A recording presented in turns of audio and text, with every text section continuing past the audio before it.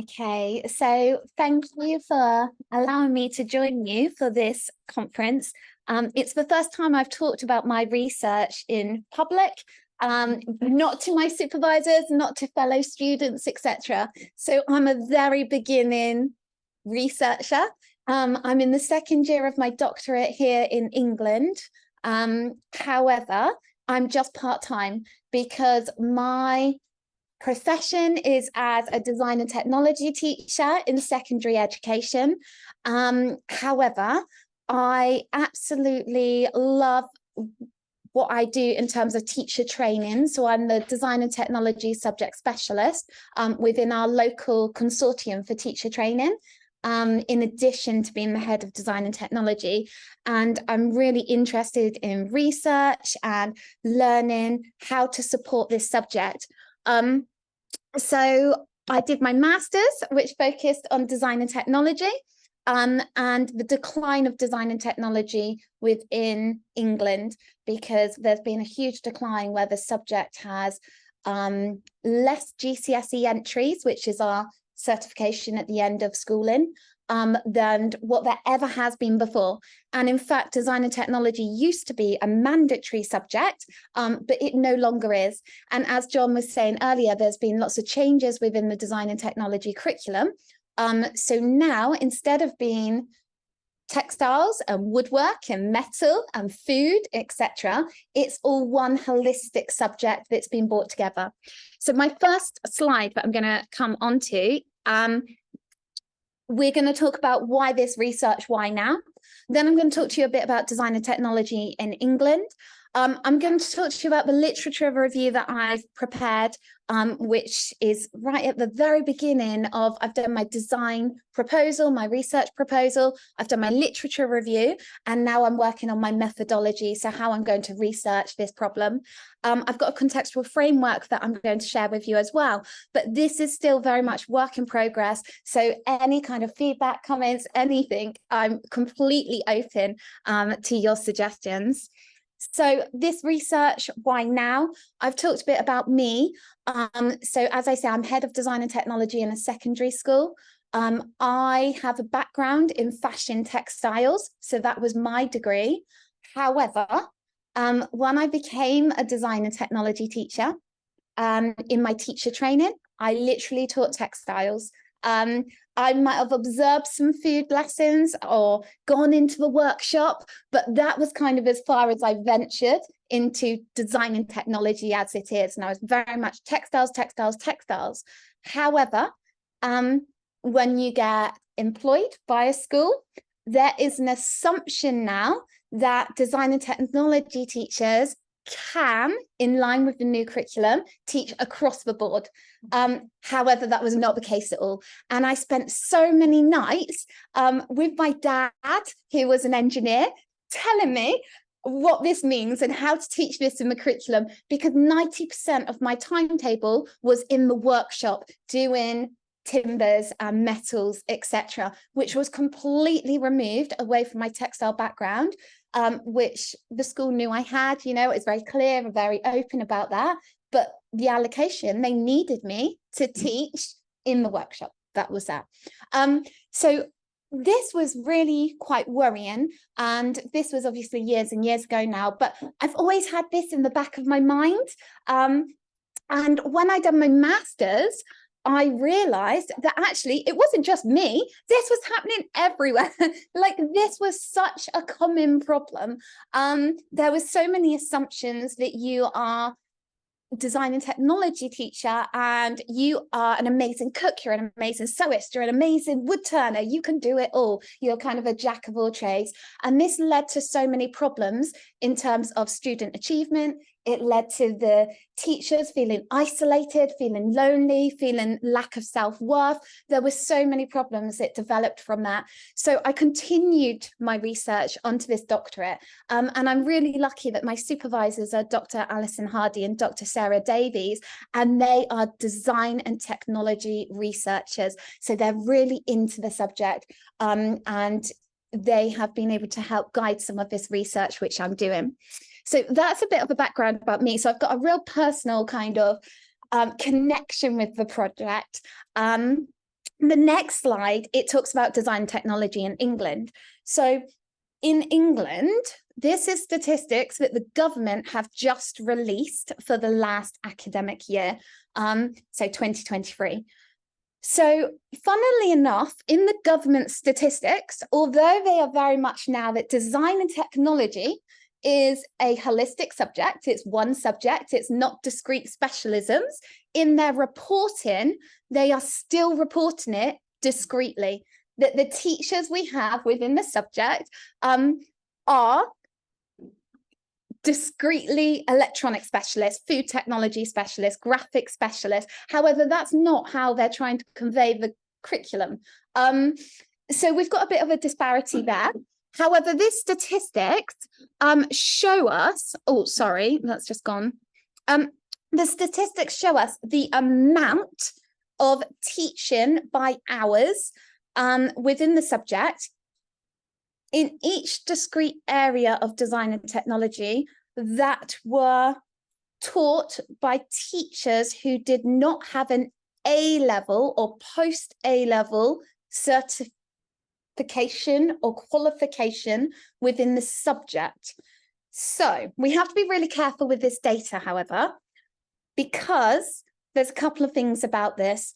So the government are saying that, for instance, I'm textiles, okay? So when I'm teaching in woodwork, I would be out of field according to this data. However, in the grand scheme of things in their curriculum, they wouldn't see me as out of field. So there's a bit of a disparity. Equally, we need to be aware that just because I'm certified in fashion textiles, my background, my degree, my work in what I did as a designer was actually all screen printing, and it was digital design and things like that. So in terms of construction in textiles, my knowledge of it is poorer than obviously doing the art and the designing and the surface design. So like the passing on your outfit, that's the kind of thing I did at uni. That was my background in industry. Whilst the actual construction on sewing machines, etc., my knowledge is a lot poorer. So we can also take this data with a bit of a pinch of salt, because within each topic or material area, I would feel slightly out of field if I had to make something very construction-y and I was teaching something very construction based, whilst I would feel very in field if I was doing lots of kind of arty work, screen printing, the design, etc. Also, Ingersoll made it very well known in his work that government statistics cannot always be relied upon, because as you were saying earlier, it's that confidence that the public have within the education system. So sometimes we have to be careful that how this data is presented, what it really means. Sorry. And also the schools themselves. So I know for a fact that in my school, the person that gives this data to the government is an admin assistant. Now, she doesn't necessarily know my curriculum, and she doesn't know whether at one point I am teaching electronics or at one point I am teaching food, because now it's all a very holistic curriculum and no teacher should really just be teaching textiles full stop. So there will be points within that journey throughout the academic year where I will be teaching graphics or I will be teaching food, etc. So the admin assistant might look at my CV or my data and go, oh, she's qualified in textiles, so she's in field. She's qualified in graphics, so she's in field. When actually that graphics teacher might have 6 weeks where they're teaching food. They might have 8 weeks where they're doing something with metals. So you're going to be going in and out within design and technology. So within my literature review, there was 3 things that I kind of looked at. I looked at design and technology, which I won't really talk to you much more about now, because I think I've kind of given you a bit of a gist of how design and technology works within England. But the 2 things I will be focusing on is teacher knowledge and out-of-field teaching. So I started by looking at out-of-field teaching, and just like Kyla was saying earlier, I hadn't heard of the term out of field teaching either. Within practice, within schools in England, out of field isn't something that's really talked about between teachers. You might just be like, oh, I've got something on my timetable that's not my subject. You know, I don't teach this. So out of field, that term, I wasn't very aware of when I started doing this literature review initially. And then when I came across this work that you guys did, I was like, oh my goodness, this has hit the nail on the head. This is exactly what I've been talking about. So I looked into out of field teaching. I looked at the effects of out of field teaching, which obviously you guys all know about. I looked at the impact upon the teacher. So the additional stresses, such as their planning time, which resonated with being in my dad in the evenings and making projects and finding out about what this means and what that means, etc.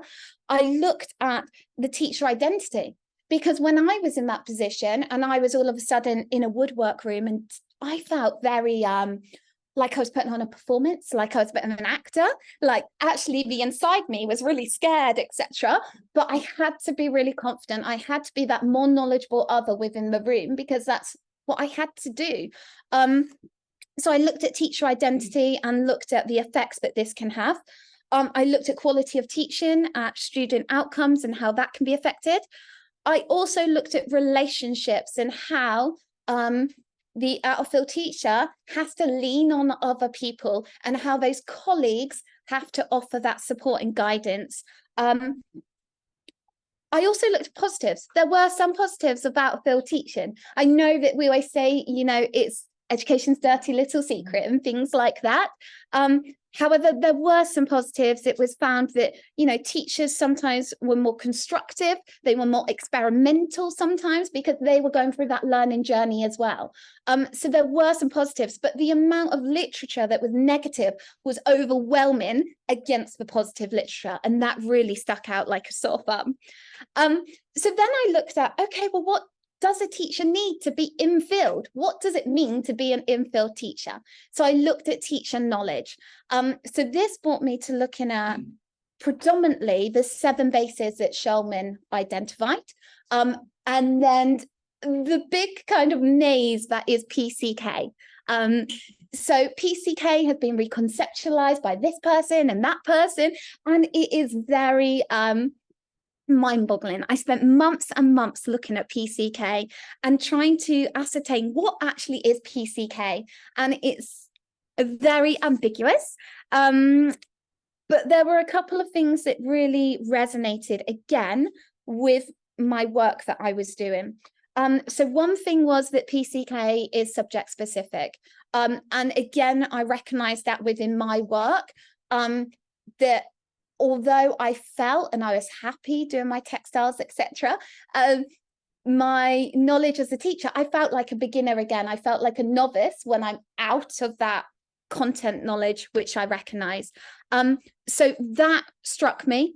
I also came across that PCK can be topic specific, it can be subject specific, like domain specific, and general as well.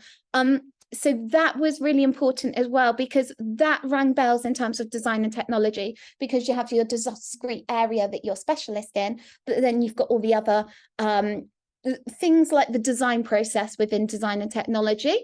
That's, you know, across all of the specialisms really, and things like analyzing products, etc., costing products, that kind of thing. So you do have some generalizations. The other thing of PCK that really stood out to me as well was that some researchers like Turner and Bissett, they talk about not just content knowledge and pedagogical knowledge, but also your beliefs about the subject and what that subject means to you. And what the point of that subject is and why we learn it. And I think that that is very, very important to my research, because when I'm looking at out-of-field teachers and in-field teachers, is there a difference between that?